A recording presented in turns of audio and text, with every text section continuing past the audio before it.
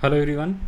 इस वीडियो में मैं आपको जो है क्लास 12th का आंसर्स कीज़ बताने वाला हूँ। मेनली जो है 5 से 7 मिनट के अंदर जो है जितने भी एमसीक्यू वाले क्वेश्चन थे ना, उसका सिर्फ और सिर्फ सॉल्यूशंस बताने वाला हूँ। टोटल 20 क्वेश्चन एमसीक्यू हैं। पार्ट ए में 10, पार्ट बी में 10 क्वेश्चन, यानी कि मैक्रो इकोनॉमिक्स से सेक्शन ए आता है, यानी कि मैक्रो इकोनॉमिक्स में आपके 10 क्वेश्चन है 1 से लेकर 10 तक। और सेक्शन जो बी है ना, वो इंडियन इकोनॉमिक डेवलपमेंट वाला सेक्शन है। क्वेश्चन नंबर 28 से लेके, कहाँ है क्वेश्चन 28 कह रहा हूँ, क्वेश्चन नंबर 18 से लेके, क्वेश्चन 18 से लेके जो है 27 तक के 10 क्वेश्चन है। तो उसका सिर्फ और सिर्फ सॉल्यूशंस करवाने वाला हूँ, यानी कि ऑप्शंस जो है आपको टिक मार्क करा रहा हूँ, सो दैट आप मैच करा लो कि 20 में से कितने मार्क्स आए हैं। बाकी जो है डिटेल एक्सप्लेनेशन जो है क्वेश्चंस का मैंने ऑलरेडी अपलोड करा हुआ है, उसका दूसरा वीडियो, उसमें से आप जाके बाकी क्वेश्चंस का सॉल्यूशंस भी आप देख सकते हो। तो सबसे पहले स्टार्ट करते हैं जी। क्वेश्चन नंबर 1 का जो करेक्ट सॉल्यूशन होएगा आपका, क्वेश्चन नंबर 1 का करेक्ट सॉल्यूशन जो है वो है आपका कौन सा, कह रहा है क्या, in two sector economy consumption expenditure investment expenditure are two components, और आगे लिखा है aggregate demand is start from point of origin. तो इसका करेक्ट जो आंसर होगा ना, वो होगा statement 1 is true but statement 2 is false. तो इसका करेक्ट आंसर है ऑप्शन ए, क्योंकि ये जो एग्रीगेट डिमांड कर्व होता है ना, वो हमेशा जीरो से स्टार्ट नहीं होता, बल्कि जीरो के ऊपर से स्टार्ट होता है। पॉजिटिवली जो है, पॉजिटिवली स्लोप तो होता है, but does not start from origin. Origin का मतलब होता है जीरो, तो जीरो से स्टार्ट नहीं होता। तो ये वाला तो फॉल्स है, ठीक है। स्टेटमेंट 2, स्टेटमेंट 1 जो है वो है ट्रू, क्योंकि टोटल एग्रीगेट डिमांड के 4 कंपोनेंट्स होते हैं। एक होता है आपका क्या, एक होता है कंजम्पशन एक्सपेंडिचर, दूसरा होता है इन्वेस्टमेंट एक्सपेंडिचर, तीसरा होता है गवर्नमेंट एक्सपेंडिचर, और चौथा जो होता है वो होता है आपका नेट एक्सपोर्ट। तो उसमें से 2 यहाँ पे दिए हुए हैं, तो ये 100% सही है। तो फर्स्ट का ए ऑप्शन करेक्ट हो जाएगा।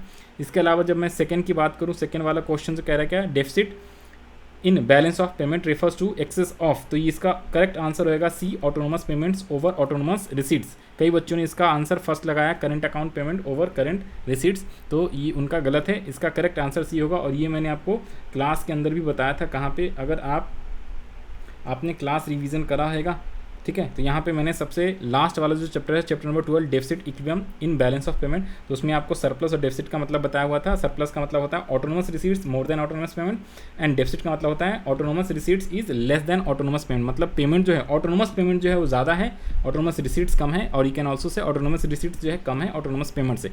तो इसका जो करेक्ट आंसर रहेगा ना, करेक्ट आंसर कहाँ गया, करेक्ट, ओहो रुको रुको रुको रुको, हाँ जी। तो इसका जो सही ऑप्शन है वो आंसर जो है autonomous payment over autonomous receipts, यानी कि रिसीट जो है वो कम है, पेमेंट जो है ऑटोनोमस वो ज़्यादा है। सी ऑप्शन करेक्ट होगा। थर्ड वाले question, money is an assets which can be stored for the use of, और you can say use in future. तो स्टोर का मतलब one of the functions of money है। तो इसका जो मेन फंक्शन है वो कौन सा है, मेन फंक्शन कह रहा हूँ जो यहाँ पे लिखा हुआ है स्टोर फॉर फ्यूचर्स के लिए, तो उस फंक्शंस को हम लोग बोलते हैं स्टोर ऑफ अ वैल्यू, और यू कैन से अ स्टोर ऑफ वैल्यू, ये इसका फंक्शन है। तो इसका करेक्ट आंसर सी होगा।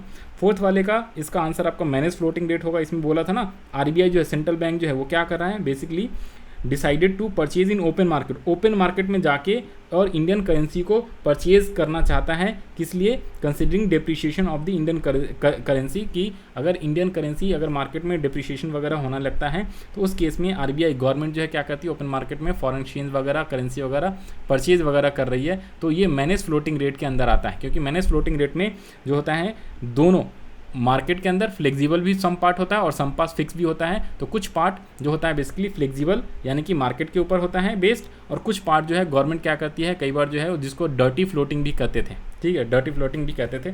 तो ये आपको फॉरेन एक्सचेंज रेट वाले चैप्टर में पढ़ाते थे। तो इसका करेक्ट आंसर जो होगा सी होगा। फिफ्थ की बात करें तो फिफ्थ का करेक्ट आंसर जो है वो आपका ऑप्शन जो है ये होगा, सी इक्वल्स टू 30 + 0.7y। देखो जी, कंजम्पशन फंक्शन इक्वल्स टू होता है C bar autonomous consumption into B Y. B का मतलब होता है क्या, MPC, ठीक है जी, MPCY।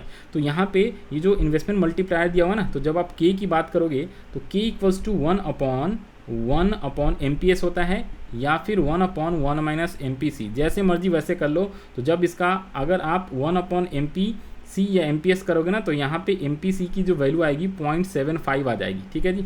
जब आप ये 4 पुट करोगे वैल्यू, 4 इक्वल्स टू 1/MPS करोगे, तो 1/MPS इक्वल्स टू 0.25 आया। और 0.25 आएगा तो 1/MPC इक्वल्स टू 1 माइनस 0.25 तो 0.75 आ जाएगा, क्योंकि दोनों का सम 1 के बराबर होता है। तो MPC आपका आ गया 0.75। तो इस वाले वैल्यू में अगर आप पुट करोगे, ठीक है जी, और ये ऑटोनोमस कंजम्पशन कितना दिया, ऑटोनोमस कंजम्पशन है 30 करोड़, तो इसका जो होएगा आंसर ए हो जाएगा। ये माइनस वाला तो गलत है, क्योंकि माइनस वाला सेविंग फंक्शन के अंदर होता है और इसके अंदर 0.25y लिखा है, तो जिसने सी ऑप्शन किया है करेक्ट वो गलत है।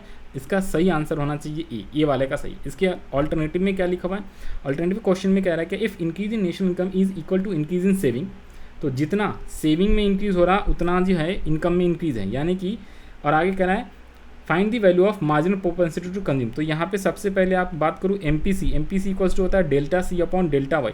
यहाँ पे उसने बोला है एक तो होता है delta Y equals to delta C plus delta S होता है।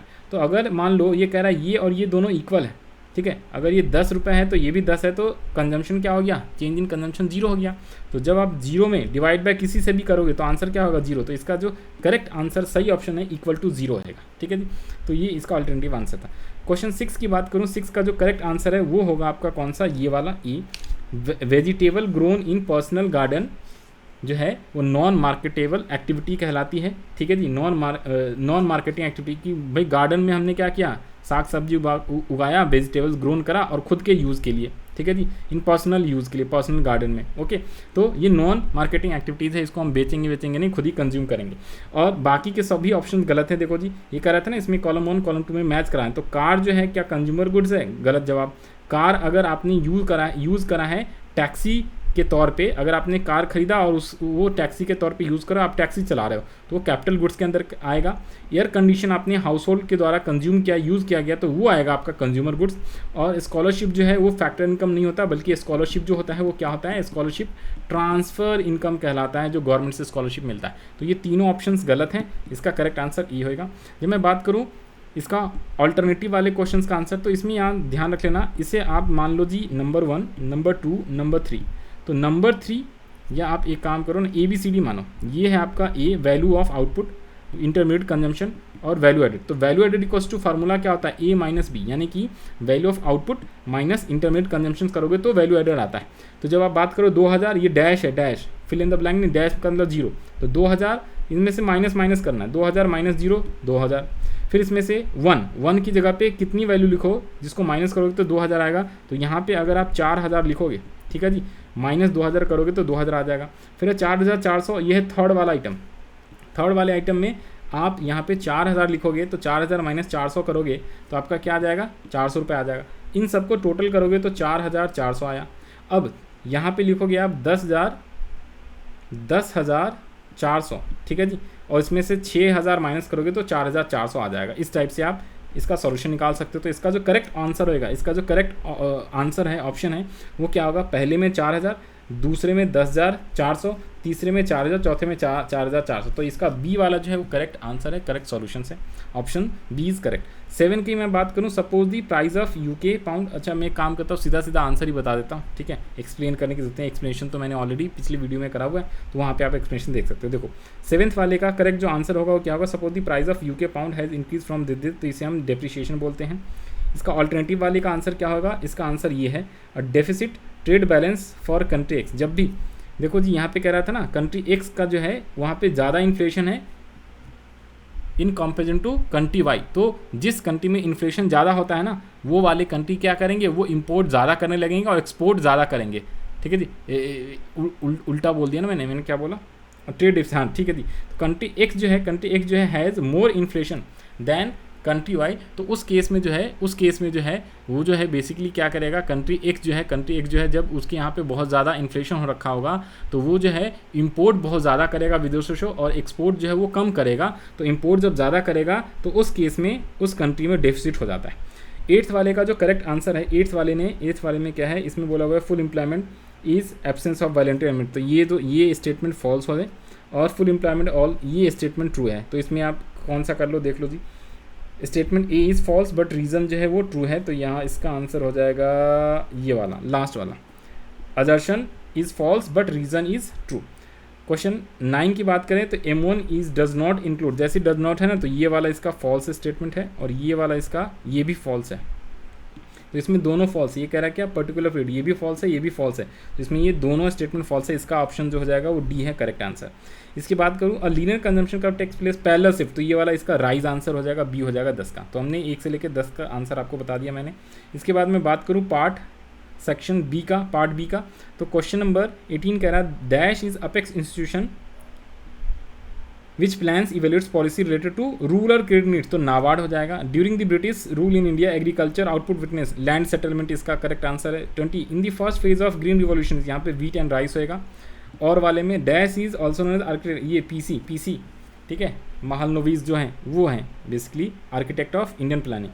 नेक्स्ट है 21 वाले क्वेश्चंस का ग्रेट प्रोटेक्शन, तो ये जो है ये ऑप्शन, ये वाला ऑप्शन जो है cultural revolution was introduce in China, तो cultural revolution introduce in China in 15 and Chinese growth is mainly contributed by the manufacturing sector, ये तो फॉल्स है ठीक है, और ये वाला भी फॉल्स है।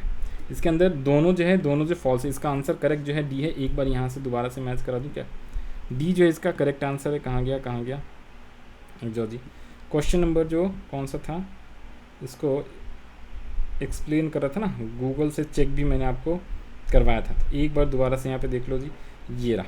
तो इसका करेक्ट आंसर हाँ जी मैन्युफैक्चरिंग सेक्टर्स स्टेटमेंट, ये इसका आंसर ये है भाई, 1:2।